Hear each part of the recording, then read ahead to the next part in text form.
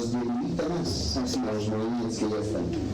Exactamente. Entonces, su única ganancia ha sido que lo recibas. Sí. Porque mientras lo tenías ignorado, estaba aún mejor, pero bueno, ahora ya no se podía ni modo. Ha ganado 5 minutos más de cámaras, pero hay que impedir que ganen 5 ni 10 más, ¿no? Es decir, la REA no existe, sí, las 19, ahí está, yo estoy en otra cosa, ¿no? Yo estoy con otros problemas, y eso ya pido apoyo personal. Sabes, yo pensé que cuando los vio a Erlan, después de que leí su pliego, ¿no?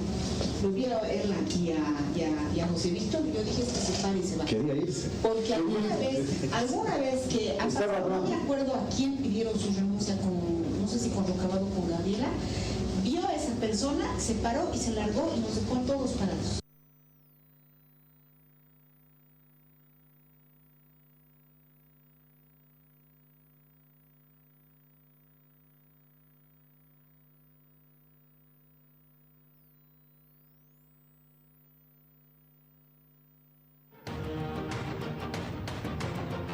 Yo creo que hay que abordar, desprestigiar sus pedidos.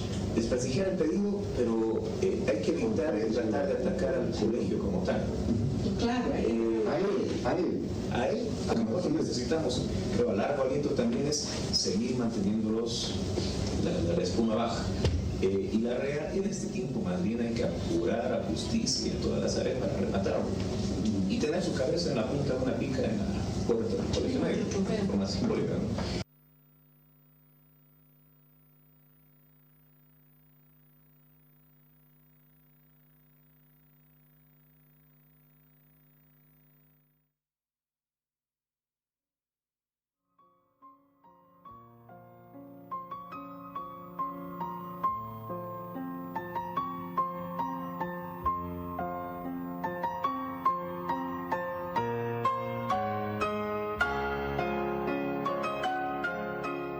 Queridos amigos, buenas tardes, bienvenidos a su programa Doctor TV. Habíamos iniciado el programa con imágenes fantásticas, bellísimas de esta ciudad.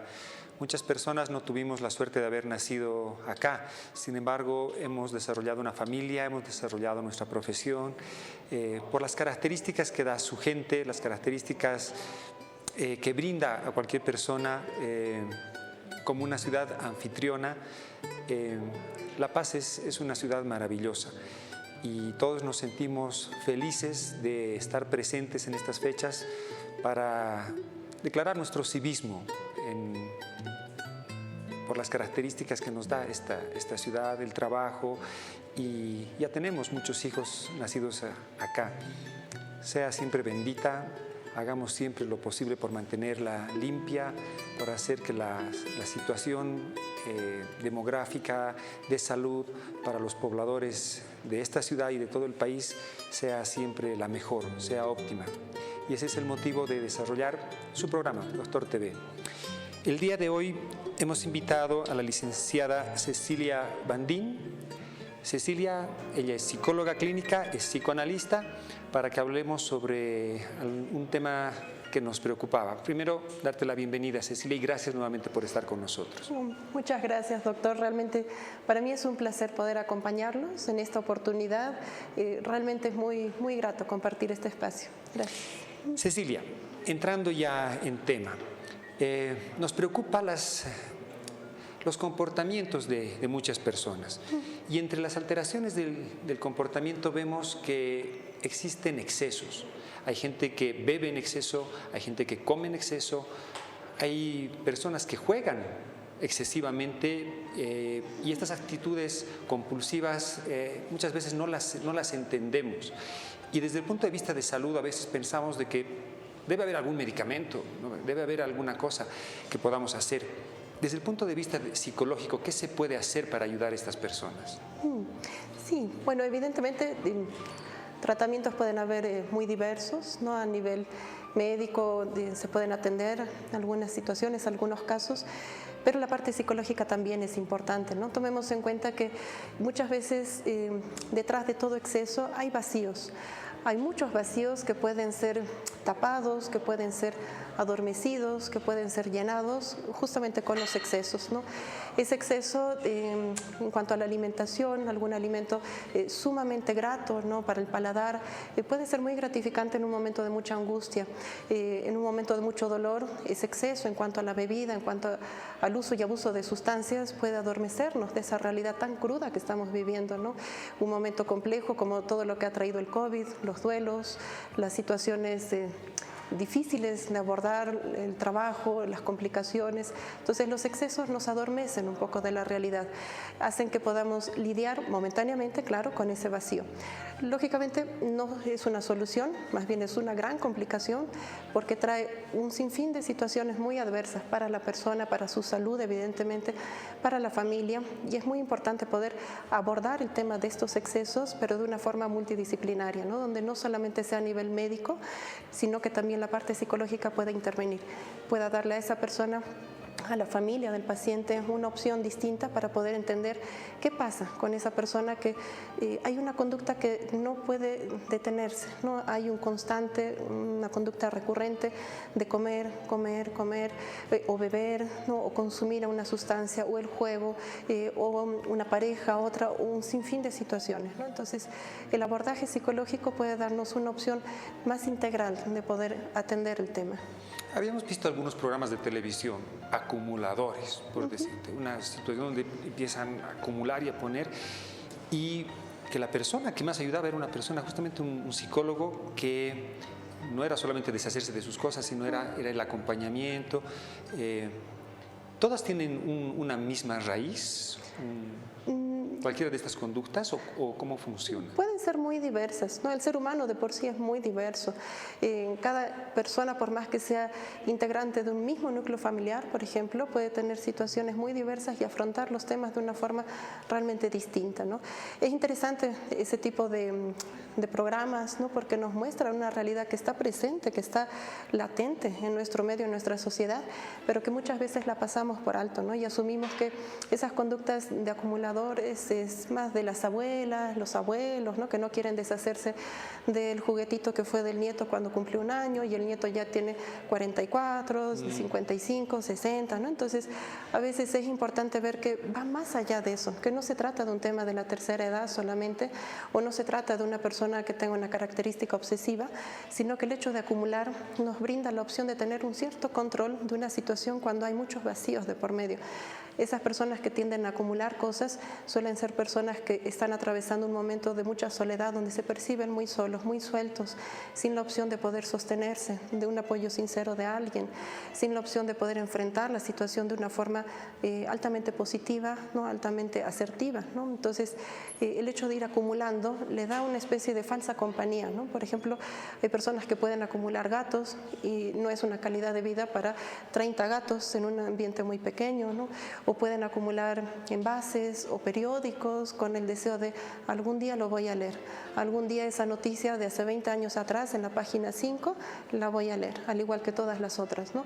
El tiempo, humanamente hablando, no alcanza para poder abarcar todos esos pendientes, ¿no? Entonces, estos excesos nos van generando la opción de tener ese control, nos van tapando un poquito ese vacío, nos van generando cierta calma, pero del otro lado, es decir, esa calma del otro lado va desarrollando una ansiedad latente, porque empieza el malestar de ¿qué hago con todo esto? Quiero tener una vida normal, tranquila, quiero poder salir, pero ¿qué hago con mis gatos? Son 30, necesitan de mí, no puedo ir a trabajar, no puedo ir a visitar a mi familia porque tengo que estar acá, o no puedo comprar algún tipo de mueble, no puedo comprar nada para el hogar porque tengo todo acumulado, ¿no?, con pilas y pilas de envases, de objetos, no pueden venir mis nietos a visitarme porque tengo muchos objetos en la casa. Entonces, estos excesos lastimosamente van deteriorando la vida de la persona en cualquier sentido, pero el trasfondo que hay siempre para cualquier tipo de exceso, ya sea con características de acumular, con abusos, ¿no?, en cuanto a sustancias, alcohol, etcétera, son los vacíos, ¿no? Ahora, no significa que tengo un vacío, por lo tanto, bueno, ni modo, no está el exceso de por medio y ni modo, bueno, está la bebida de por medio, no. es importante que se tome en cuenta que cada persona es dueña de sus actos. Es importante que sea esa responsabilidad la que se asuma, ¿no? Entonces tengo un vacío y es prudente ponerlo en palabras, ¿no? Hablar del tema, expresar. Hemos crecido con el concepto de que hay que ser muy fuertes, no hay que llorar, no hay que demostrar muchas emociones porque podemos percibirnos como débiles ante los demás, ¿no? Ese es el concepto con el que muchas generaciones han avanzado, ¿no? Si uno sufre en silencio, hay que ser fuerte, hay que sacudirse el polvo cuando se cae y levantarse y seguir, ¿no? Pero a veces es prudente hablar de aquello que nos pasa, hacerle notar a los hijos que las emociones pueden ser realmente diversas. No es malo sufrir, no es malo sentir vacíos, no es malo solicitar ayuda, no es malo decir estoy solo. No son cosas malas, más bien es parte de tantas emociones que tenemos, ¿no? Pero se dan cuenta más los familiares, ¿no es cierto? Pero ¿y si la persona que está teniendo este tipo de actitudes y demás no quiere una solución y piensa que lo que está haciendo lo puede seguir haciendo, debe ser más difícil el abordar? Es más complejo porque justamente lo que usted menciona es bastante habitual, ¿no? Tomemos en cuenta que el ser humano siempre tiende a minimizar las realidades, a enmascararlas de una forma más imaginaria. No, es que hoy está un poco desordenado, ¿no? Mañana va a estar bien, o a simbolizar mucho, ¿no? Cualquier situación, pero ¿cómo voy a votar eso? Eso fue un objeto importante que me dieron, ese elemento me lo obsequiaron con mucho aprecio, etcétera, ¿no? Entonces el ser humano de por sí es más reacio a enfrentar esa realidad. Lógicamente no podemos obligar a la persona, no podemos decir en el caso de los acumuladores, bueno, todo esto se vota, ¿no? Porque estamos... Y le voy a ayudar, digamos. Claro, es que ese es el concepto, lo hago por su bien, no le voy a ayudar, pero estoy destruyendo de una forma un tanto tosca para esa persona su mundo, ¿no? Su pequeño control, su pequeño lugar de refugio. Entonces no puedo hacer eso. Como usted mencionaba, sí, lo prudente es brindarles acompañamiento, ¿no? Ir cerrando, haciendo, diríamos, pequeños duelos. Evidentemente, este objeto es muy preciado, pero puede tener una vida distinta si se lo puede donar, si se lo puede regalar o simplemente votar, ¿no? O sea, la idea es ir haciendo como esos pequeños cierres para poder tener una calidad de vida distinta. Ahora, cuando el exceso pasa por el propio cuerpo, ¿no? Por ejemplo, el alimento que se incorpora día a día al cuerpo o alguna bebida o alguna sustancia, es más complejo, ¿no? Porque la persona tiende a decir, yo soy el dueño de mi vida, yo sé lo que hago, yo sé si está bien o está mal, ¿no? Y muchas veces es distinto, ¿no? La persona no necesariamente tiene ese uso de conciencia plena para decir que realmente ese alcohol no me está matando o esa droga no me está matando, ¿no? Como no podemos obligar a la persona, es prudente intervenir, ¿no? Con la familia, con el apoyo del entorno, para poco a poco ir cayendo en cuenta de que la realidad es otra. La realidad no puede estar tan enmascarada, tan idealizada, ¿no? Asumiendo que si es un uso eventual de una sustancia del alcohol solo los sábados, solo, bueno, esperemos que no en la verbena, etcétera, es más sano. No, los excesos nunca van a ser sanos. Hablábamos antes de comenzar, ¿eso son cuestiones que se podrían llamar en algún momento manías? No, me dices, no es lo mismo. No, las manías tienen que ver con una característica propia de un tipo de personalidad, ¿no? Hay una estructura de personalidad obsesiva donde se tienden a tener este tipo de abordaje sobre algunos temas, manías, ¿no? Y tenemos también, ya desde un punto de vista patológico, ¿no? Un trastorno obsesivo-compulsivo, donde se desarrollan este tipo de manías que prácticamente se vuelven en rituales, ¿no? Donde necesito tener un ritual específico de acuerdo a un pensamiento que me está invadiendo. Por ejemplo, antes de entrar al edificio, tengo el concepto de que me va a ir mal, de que realmente he llegado en un horario, no sé, en un número malo, el reloj marcaba 13, el 13 no es un número de la suerte, entonces empiezo a desarrollar un ritual, ¿no? Entonces tengo que, el interruptor de la luz, tengo que dar exactamente 7 pasos que contrarrestan al número 13 de la mala suerte porque el 7 es bueno. Entonces, esas manías, esos rituales, no pisar las rayas, ¿no? O si voy a dar un saludo, que sea un saludo específico de 3 veces, ¿no? Porque es el número de la suerte. Entonces, esos conceptos que quedan anclados a un pensamiento fijo, esas manías forman parte de ese ritual, pero específicamente en una conducta obsesiva, ¿no? Ya sea en un tipo de personalidad obsesivo o ya mucho más extremo, intenso, en un en un trastorno, ¿no?, de tipo obsesivo-compulsivo. El tema de los excesos aparece en cualquier tipo de personalidad, porque es parte de ese vacío que la persona tiene. Muchas veces cuando hay un estadio depresivo importante, producto de un duelo, ya sea por ruptura amorosa, ya sea por fallecimiento de un ser querido, por cualquier situación, aparecen estos excesos, ¿no?, para intentar tapar un poco ese vacío. Me duele tanto la ausencia de esa persona que quiero literalmente adormecer mi mente, borrarme de ese momento, no pensar, no sentir. Entonces puedo dormir 10, 12 horas, 15, puedo buscar la forma de mi mente adormecerla, no con el alcohol, puedo buscar la forma de no sentir emociones, de extrañar a esa persona que ya no está físicamente por fallecimiento o por ruptura, y puedo tener una relación múltiple con otras personas de forma repetitiva, porque no quiero sentir, quiero adormecerme, ¿no? Esos son los excesos que, como decíamos, se presentan en cualquier tipo de personalidad. Pero debe ser muy difícil encontrar esa diferencia en que esta actitud o este comportamiento no es excesivo y este sí es excesivo. Y te voy a poner, por ejemplo, un día estábamos sentados en una oficina y entra una señorita y se tropieza con la alfombrita de aquella oficina. ¡Pum! Lo primero que hace es sacar su celular y sacarse una selfie para recordar aquel momento del tropiezo. O sea, a mí me parece un exceso, pero ¿cuán excesivo es que una persona tenga que sacarse una selfie para cada cosa que le ocurre en la vida? Entonces eso limita también la posibilidad de que nosotros podamos diagnosticar o sospechar, porque hay cosas que se van haciendo tan rutinarias, como estar en el teléfono, qué sé yo, tanto tiempo. Sí. ¿Qué hacen ustedes para diagnosticar estas conductas? Es importante tomar en cuenta que hay muchas conductas que se han, diríamos, normalizado, entre comillas, ¿no? O sea, muchos síntomas que en la misma sociedad se los ha ido normalizando, ¿no? Como lo que usted menciona, me saco una selfie justamente en el lugar donde he tenido ese tropiezo, ¿no? Puede parecer algo anecdótico, un mecanismo de defensa para lidiar con la situación, pero hay que ver el trasfondo, ¿no? Realmente, ¿por qué esa persona utiliza ese mecanismo y no otro? ¿Por qué esa persona llega a sentir esa cierta paz con esa situación y no de otra forma? Porque las personas son muy diversas, habrán quienes podrán patear el lugar donde se han tropezado, hay quienes buscarán la forma de no sentirse observados por alguien. El ser humano tiene conductas realmente diversas, pero todo profesional psicólogo busca poder identificar en una primera instancia qué tipo de personalidad está presente, ¿no?, en ese individuo, en esa persona, porque las características de abordaje son muy distintas en una personalidad, diríamos, estable, sana mentalmente, en una personalidad más compleja, ya con características psicóticas, por ejemplo, y en una personalidad realmente mucho más compleja con características perversas, ¿no?, de sociópatas, psicópatas, ¿no?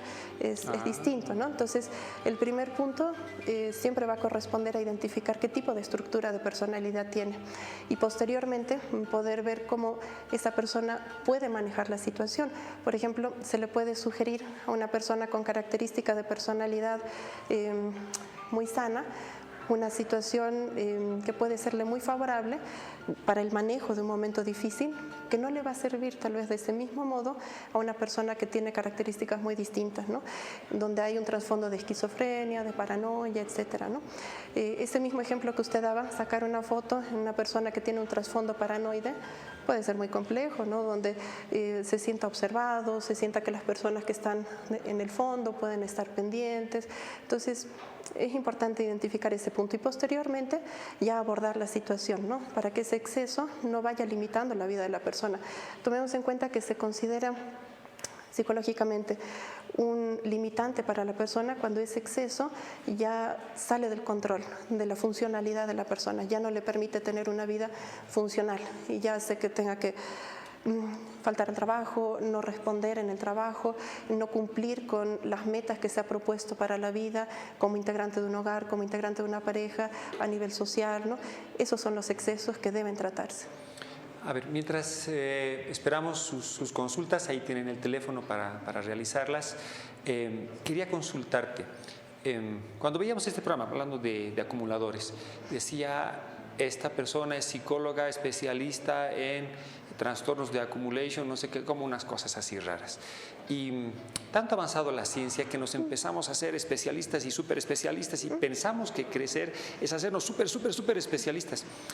¿Es así como ocurre en psicología? ¿Hay personas dedicadas exclusivamente a excesos o cómo funciona en la profesión tuya? Sí, en el ámbito de psicología hay especialidades, hay subespecialidades y todas tienen una característica, ¿no?, de estudio, de práctica, ¿no?, ese abordaje práctico para poder ya tener la interacción, ¿no?, con el paciente propiamente.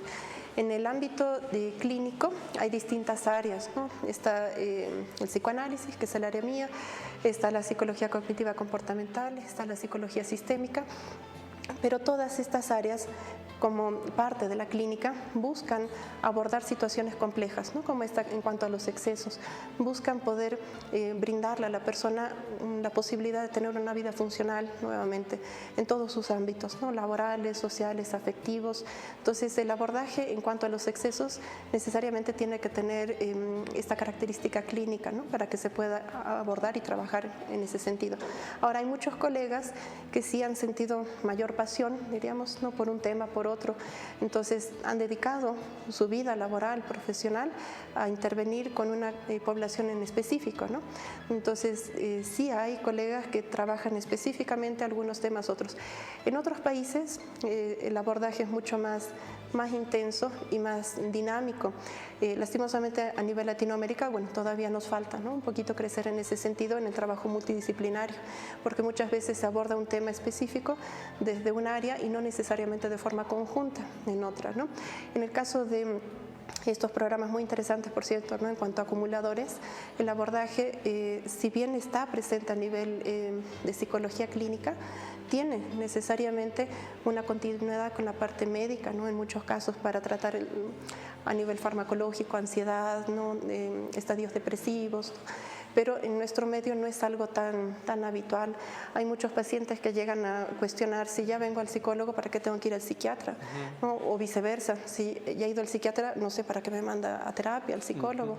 Pero es un abordaje que tiene que estar enlazado, es multidisciplinario, porque los psicólogos no manejamos medicamentos, no prescribimos. No siempre se necesita tampoco. No necesariamente en todos los casos se necesita, pero en algunos casos sí. Entonces, en ese sentido, es necesaria la remisión, ¿no?, para que se pueda realizar un trabajo en paralelo con la parte médica. O viceversa, ¿no? Hay pacientes que más allá de la medicación necesitan hablar, necesitan sacar algunos temas y tener un abordaje con la familia también. Entonces, el trabajo multidisciplinario es importante. Y como mencionaba, en otros países eso se da de una forma muy, digamos, muy puntual, ¿no?, que permite desarrollar este tipo de programas y muchos otros, ¿no? Gracias. Vamos a pasar a los mensajes que nos escriben nuestros amigos al programa. Nos dicen: buenas tardes, felicitar al programa por las temáticas y orientaciones que nos dan. ¿Se puede llamar exceso a una persona que entra al baño con el celular? Son preguntas que nos hemos hecho. Sí. Es una... A ver, responde. Es una pregunta interesante, ¿no? Y me agrada que la puedan formular. Porque, bueno, de hecho la he escuchado mucho en la consulta, ¿no? Muchas personas que a modo de queja dicen: ¿y por qué todo el día con el celular, hasta en el baño con el celular, ¿no?, hasta con el cargador, ¿no?, al baño, ¿no? El cargador, por si acaso se acaba por la si acaso, ¿no? Entonces, hay muchos tipos de exceso, pero es importante ver qué es lo que sucede, ¿no?, con esa persona. Si es realmente una situación de vacío tan grande que siente en el día a día, que necesita tener esa vida en paralelo, ¿no?, con el celular, con las redes, interactuar de un modo distinto. Si el baño con el celular es un refugio para todo lo que sucede en el hogar, ¿no? El hogar puede ser un lugar caótico, ¿no?, pero el baño es un espacio más privado donde me dejan en paz, por ejemplo, ¿no?, y estoy interactuando yo con lo que a mí me agrada, ¿no?, que pueden ser chistes, videos, en redes, lo que fuera, ¿no? Entonces, es importante ver realmente el trasfondo, ¿no?, a qué corresponde esa situación, por qué esa persona está buscando, ¿no?, interactuar, ¿no?, pero en ese lugar, ¿no?, más privado. Pero esa actitud puede parecer súper normal, no sé, para el 90% de las personas que nos mira. ¿Cómo va a decir que eso es un exceso? Y realmente no lo vemos. Cuando estamos fuera, y somos más objetivos, sí nos damos cuenta de situaciones, nos pasa en medicina también, pero cuando estás metido ahí no es tan fácil. ¿Cómo se aborda a los pacientes para...? En esos casos, por ejemplo, ¿no? En donde el celular no va al baño, es importante ver por qué esa persona llega a tener esa necesidad. Con cualquier tipo de exceso y en cualquier circunstancia, lo primero que se debe abordar y trabajar es qué pasa con esa persona que esa conducta llega a ser una necesidad, ¿no? No puedo ir al baño si no está mi celular, ¿no? O voy a esperar a que se cargue para ir al baño, ¿no? Entonces, eso que parecería ser algo tan habitual, pero que para otras personas llega a ser un tipo de exceso, es importante ver a qué corresponde, ¿no? O sea, qué pasa con ese individuo que se siente solamente con esa tranquilidad en ese espacio, ¿no? Entonces, ese es el primer punto, ver qué retroalimenta el exceso constantemente para poner ahí un corte. No es suficiente, bueno, a ver, para tu terapia no entres y se soluciona el problema. No, sería interesante, pero tomemos en cuenta que el exceso tapa un vacío. Cuando hay un vacío, el exceso lo tapa. Entonces, si yo saco el exceso, el vacío sigue ahí. Entonces, la persona buscará algo más, ¿no?, para tapar ese vacío.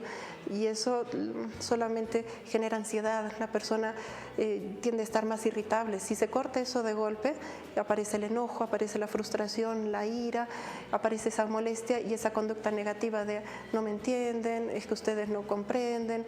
Entonces, no avanzamos, ¿no? La idea es poder avanzar, pero ir generando cambios paulatinos, ¿no? Lo que tampoco significa con el celular un día sí, un día no, sino poco a poco ir abordando lo que nutre, ¿no?, ese exceso, ¿no? Tenemos una siguiente consulta. Nos dicen, buenas tardes, doctores. Mi novia me controla todo lo que hago. Me pide el celular o se aparece en la casa sin avisar. Creo que es excesivamente celosa. Eso es una conducta excesiva. Es una conducta compleja, ¿no? El tema de la confianza es algo que necesariamente debe estar en todo vínculo, ¿no?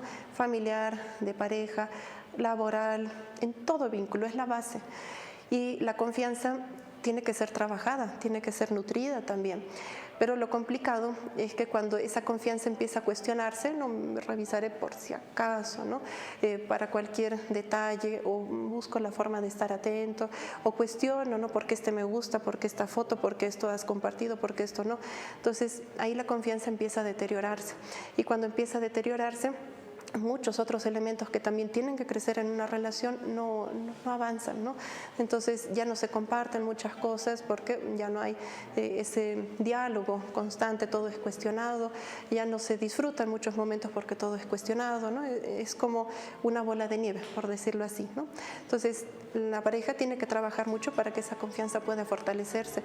Hay límites que tienen que marcarse, pero de una forma, digamos, muy sana, donde se los pueda dialogar, ¿no? Decirle, por ejemplo, no, esto es mío y ni se te ocurra tocarlo, solamente enfurece más a la otra parte, ¿no? Para hacerle notar, sí, tienes ese acceso, pero me pregunto por qué no confías en mí, por qué es necesario corroborar si lo que yo te estoy diciendo es cierto o no con el celular. Esos temas son importantes trabajarlos, ¿no?, para que no exista ese deterioro. Eso se trabaja también en las terapias. Eso se aborda también en terapia. Hay muchas personas que he escuchado en consulta que decían, mi vida era fantástica antes del celular. No había Facebook, no había Instagram, no había nada y era muy feliz. No, todo estaba bien. La culpa es de las redes, la culpa es del celular. No, el celular, las redes solamente nos han brindado esa opción de hacer evidente un malestar que podría estar muy presente desde hace tiempo, ¿no?, en el caso de la desconfianza. Entonces no se trata de salgo de todas mis redes o no tengo celular, no, sino de poder trabajar esos temas. En la terapia de pareja justamente se abordan esos puntos para que la pareja pueda retroalimentarse constantemente, pero de una forma positiva, no destacando, digamos, las características negativas, sino viendo de qué forma pueden cada uno brindarse esa calma, confianza, sin caer en estas conductas excesivas, ¿no? Y que te lo diga otra persona es mejor que... Que lo aborde un tercero, pero buscando un método de trabajo que pueda realmente aplicarse, puede ser mucho más favorable, ¿no? Porque muchas veces la amistad o el familiar le dice, bueno, no, ustedes tienen que hablar y basta de peleas y listo.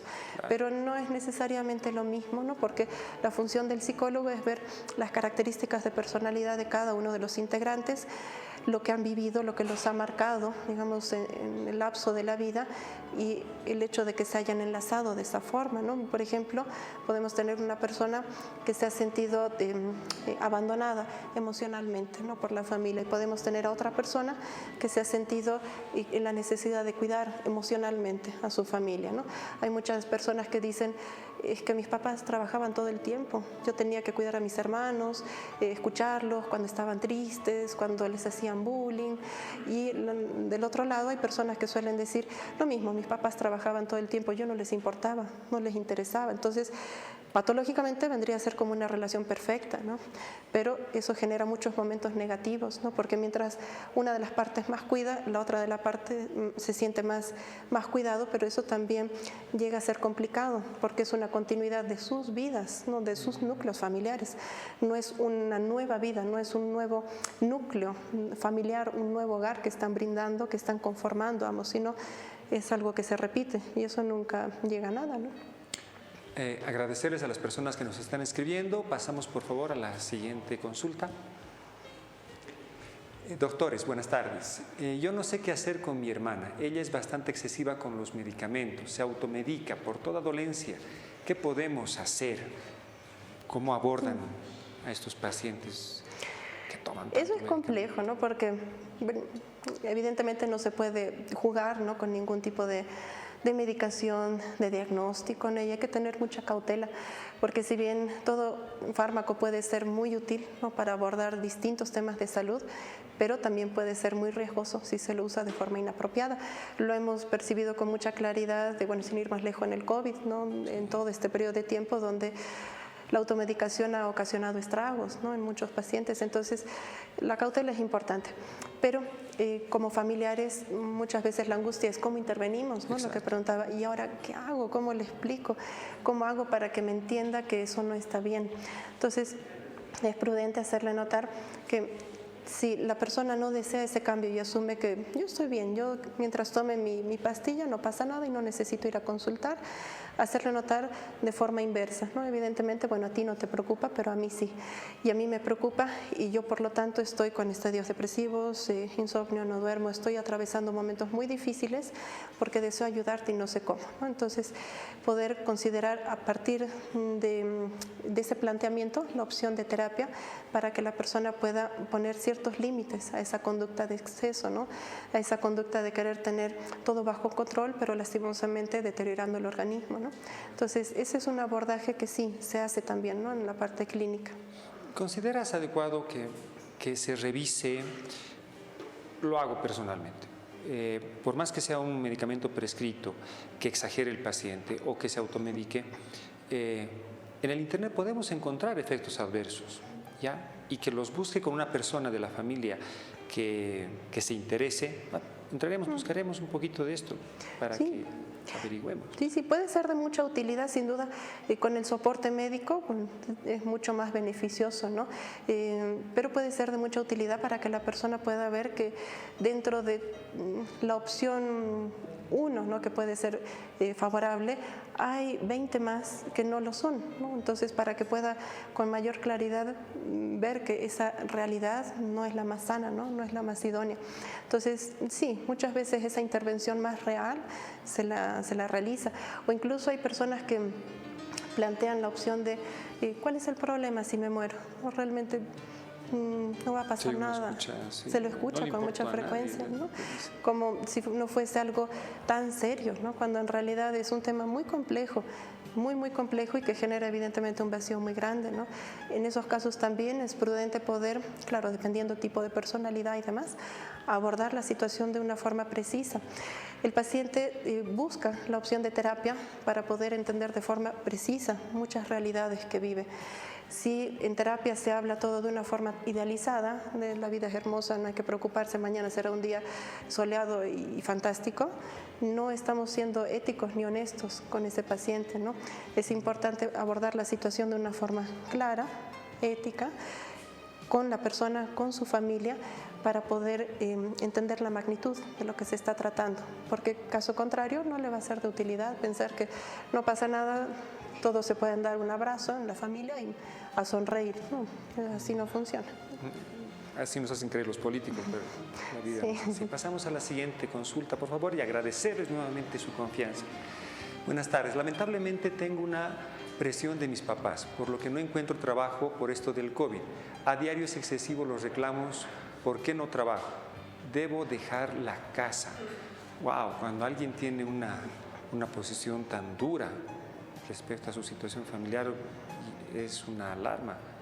¿Qué nos aconsejarías para la persona que nos escribe? Sí, bueno, no solo la pandemia, ¿no? Sino hay un sinfín de factores que han complicado, ¿no?, las situaciones en cada hogar.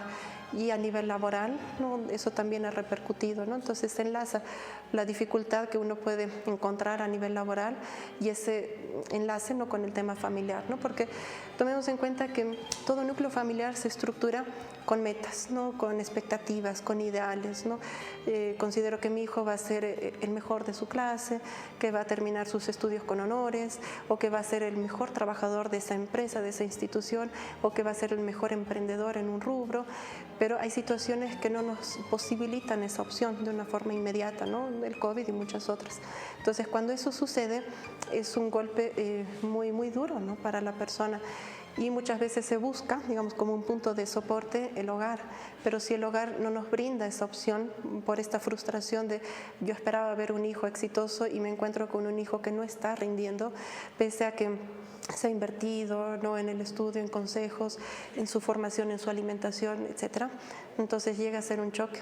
Y ahí es prudente que ambas partes puedan dialogar para entender que no son realidades cerradas, sino que pueden modificarse, pero necesariamente tienen que tener el apoyo uno de la otra, ¿no?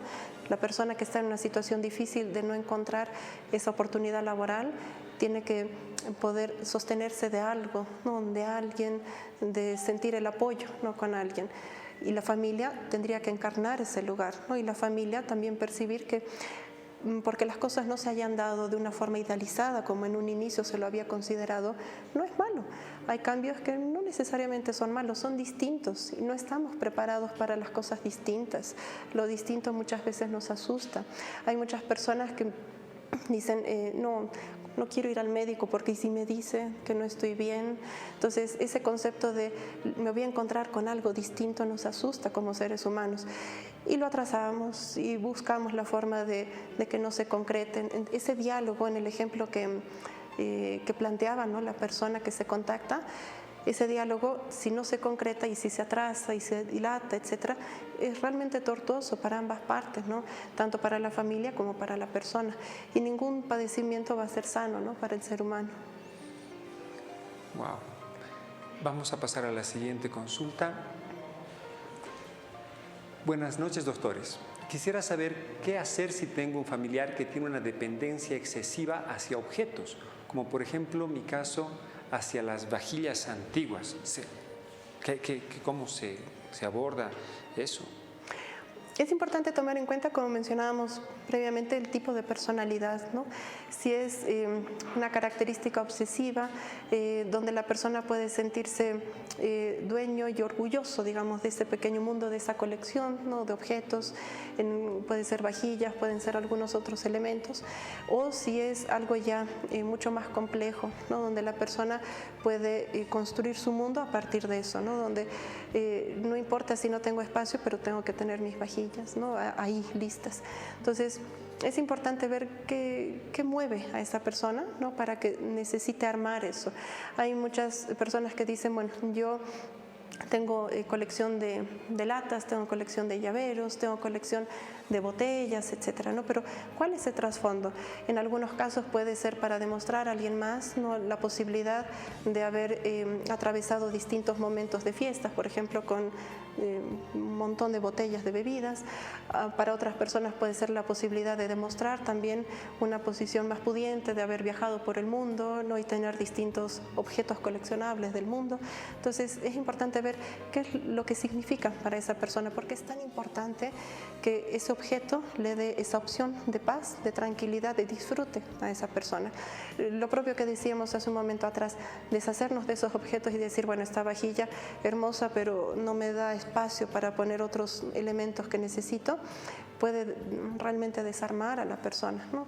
Entonces es prudente poder hacer un abordaje por partes para ver que eso que sostiene a la persona pueda ponerse ahí con un cierre y la persona pueda sostenerse de algo distinto, ¿no?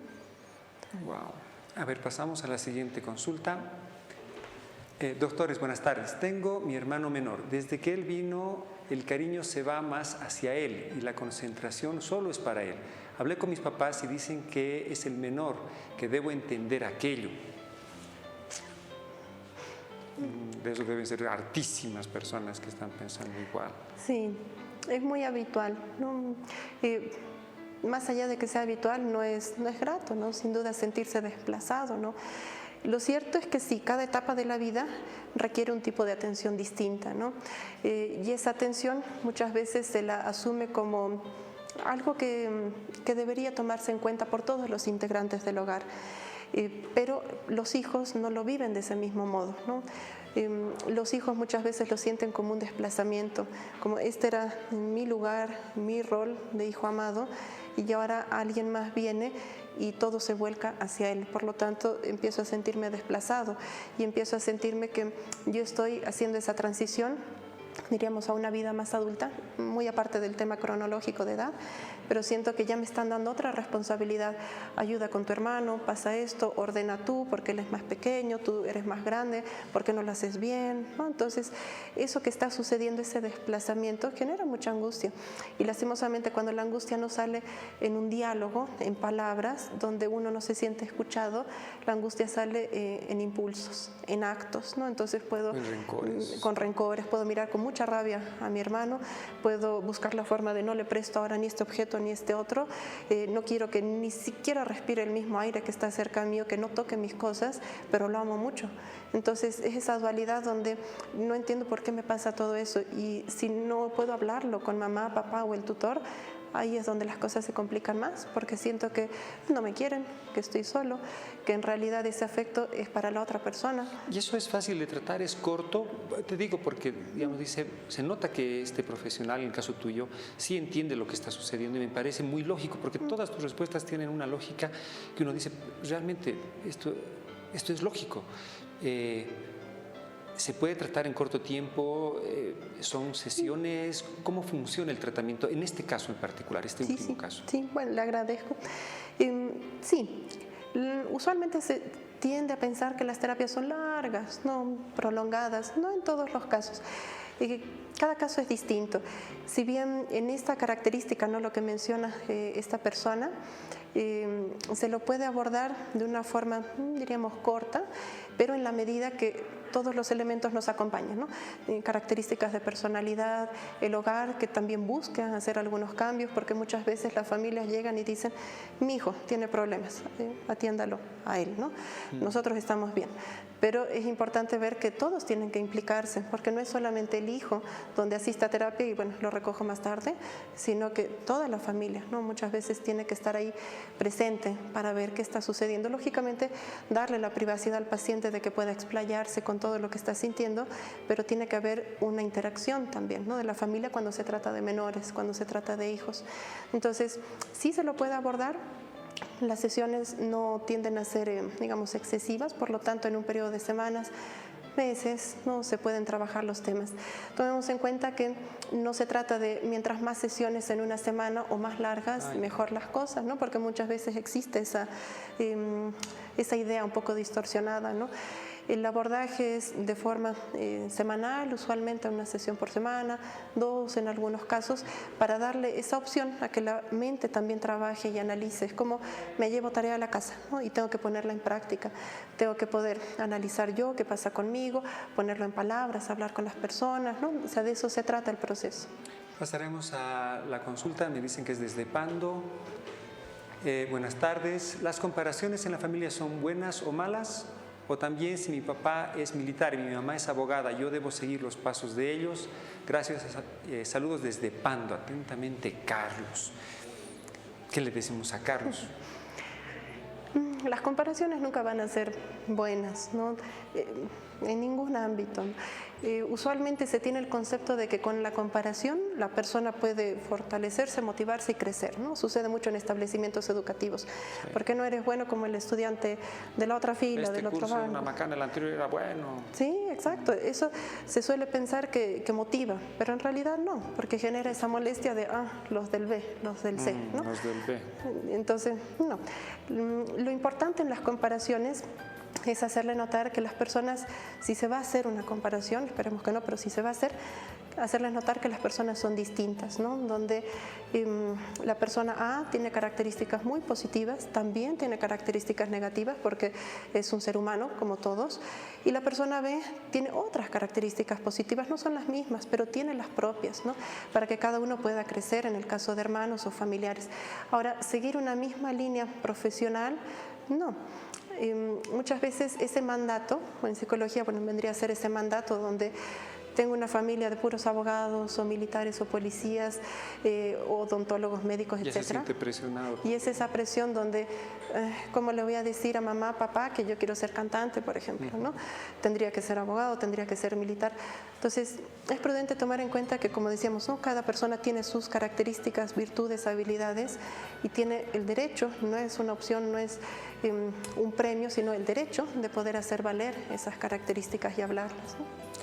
Cecilia, siempre es un placer recibir tus consejos, tu sapiencia. ¿Dónde te encuentran las personas?